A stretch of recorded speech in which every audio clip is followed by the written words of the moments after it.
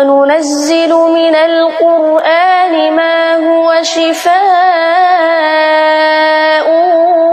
ورحمة للمؤمنين আসসালামু আলাইকুম ওয়া রাহমাতুল্লাহি ওয়া বারাকাতুহু। হ্যালো গাইস, আজকে আমি আপনাদের সম্মুখে একটি ইসলামিক বিষয় নিয়ে আলোচনা করব।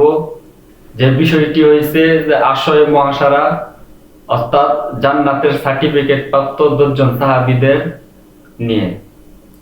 আশয় মহাশারা যাদেরকে বলা হয় যে রাসূল করিম সাল্লাল্লাহু আলাইহি সাল্লাম হাদিস শরীফে তাদেরকে সরাসরি জান্নাতি ঘোষণা করেছেন। কিন্তু আপনাদের এটা মনে রাখতে হবে যে সমস্ত সাহাবীরাই জান্নাতি, কিন্তু নবী করিম সাল্লাল্লাহু আলাইহি সাল্লাম বিশেষভাবে তাদেরকে জান্নাতি ঘোষণা করেছেন এবং দুনিয়াতে জীবিত অবস্থায় আল্লাহ তাআলা তাদেরকে জান্নাতের সার্টিফিকেট দিয়েছেন। তো চলুন বেশি কথা না বাড়িয়ে আজকে আমি আমার মূল ভিডিওটি শুরু করব। আর যারা আমার এই চ্যানেলে নতুন আছেন, চ্যানেলটি সাবস্ক্রাইব করে রাখবেন এবং ভিডিওটি ভালো লাগলে শেয়ার করে দিবেন। তো চলুন 10 জন সাহাবীর নাম সহ আমরা জেনে নিই।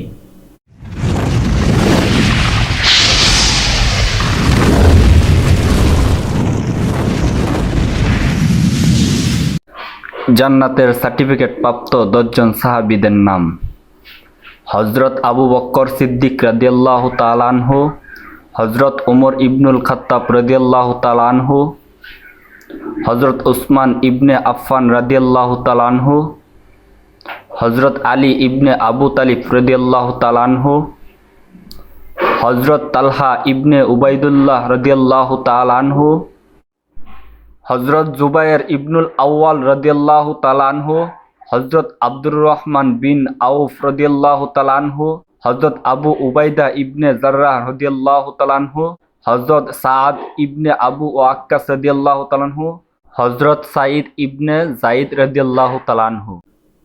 তাহলে আজকে আমাদের ভিডিওটি এই পর্যন্তই। যদি ভিডিওটি ভালো লেগে থাকে তাহলে আপনারা শেয়ার করে দিবেন এবং সাবস্ক্রাইব করে রাখবেন আমাদের পরবর্তী ভিডিও পাওয়ার জন্য।